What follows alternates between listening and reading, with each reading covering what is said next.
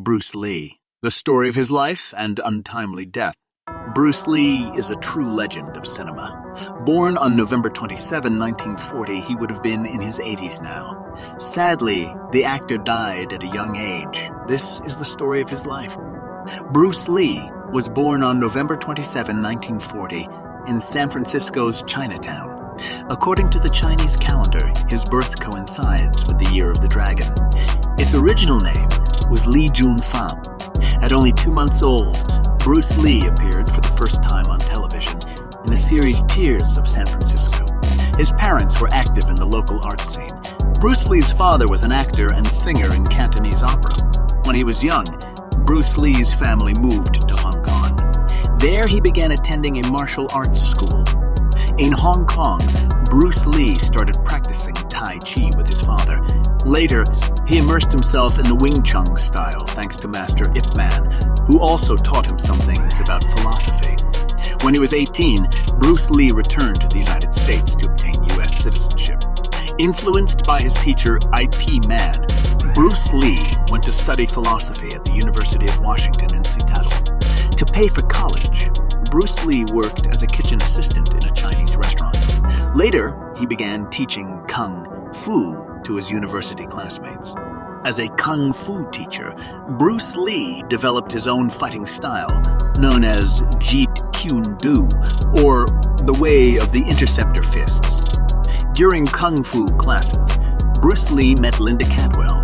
They had a long-distance relationship because Bruce Lee had to move to Oakland, California to continue studying. In 1963, they married, and 2 years later, they had their first child, Brandon Lee. In 1969, their daughter, Shannon Lee, was born.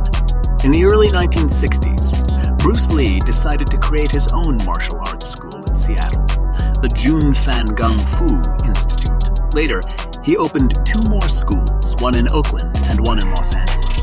Bruce Lee had a particular way of teaching martial arts classes. He wanted as few people as possible in his classes, since he felt the classes should be some sort of personal training. In 1964, Bruce Lee participated in a tournament organized by Ed Parker, the founder of Kempo Karate in the United States. In this championship, he surprised the public with his incredible movements. Among these were the push-ups that Bruce did with only 2 fingers and the side kicks with which he could knock down opponents double his weight. Among the audience of this championship was television producer William Dozier, who became interested in Lee's skills. From that moment on, Dozier got him some castings and also offered him classes in drama and acting. In February 1966, Bruce Lee was hired to play Kato in the series The Green Hornet, in which he acted alongside actor Van Williams. Thanks to this series, Bruce Lee showed the Western world a new wrestling technique. In 1969, he appeared for the first time in an American film, Marlowe. In early 1971, Bruce Lee tried to enter the TV industry and proposed the series The Warrior to 2 big producers. They rejected it. Then Warner Brothers accepted the idea, but not the way Bruce had imagined it. The studio renamed the series Kung Fu and chose actor David Carradine instead of Bruce Lee himself for its main role. Bruce Lee only participated in a total of 5 films during his lifetime. Although they may seem few, these 5 productions, Bruce Lee managed to consolidate his cinematographic career and create a legend around him. In 1972, Bruce Lee wrote scripts, co-produced, directed, and starred in the film The Way of the Dragon. In this movie, which was shot in Rome, Bruce Lee appeared on stage with Chuck Norris. The last film he shot was Enter the Dragon, which ended 2 weeks before his death. It was released 6 days after his death. On July 20, 1973, Bruce Lee died suddenly at the age of 32. According to the doctors, the death was caused by cerebral edema caused by an allergic reaction to pain medication. Several conspiracy theories pointed to Bruce Lee's death as murder, perhaps committed by the Chinese mafia triads, or a curse. His funeral brought together thousands of people who wanted to pay tribute to Bruce Lee. He was buried in Seattle's Lakeview Cemetery, dressed in traditional Chinese costume. 20 years later, his son Brandon Lee would die of a gunshot while shooting a movie. He would be buried next to his father. Bruce Lee left a great legacy behind him, thanks to his successful films and his philosophy of life. In fact, thanks to $100,000 raised from his fans, a 2.5-meter bronze statue was built in Hong Kong to pay tribute to him.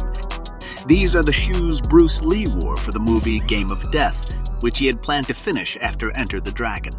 The movie never completely finished filming, but was eventually shown in cinemas in 1978.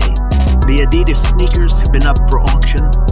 When Quentin Tarantino's film came out in 2019, with a small role for Bruce Lee, his daughter Shannon Lee was very angry with Tarantino. She said his portrayal was shallow and made the legend seem like a bully.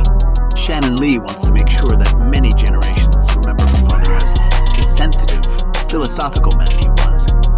Bruce Lee liked to write daily goals and long-term objectives in his personal journal for self-motivation. Among these goals was to be America's first, highest-paid Eastern superstar.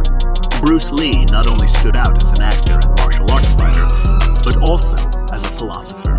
He was drawn to the thoughts of philosophers like Hegel or Marx. One of his most famous quotes, "Be water, my friend,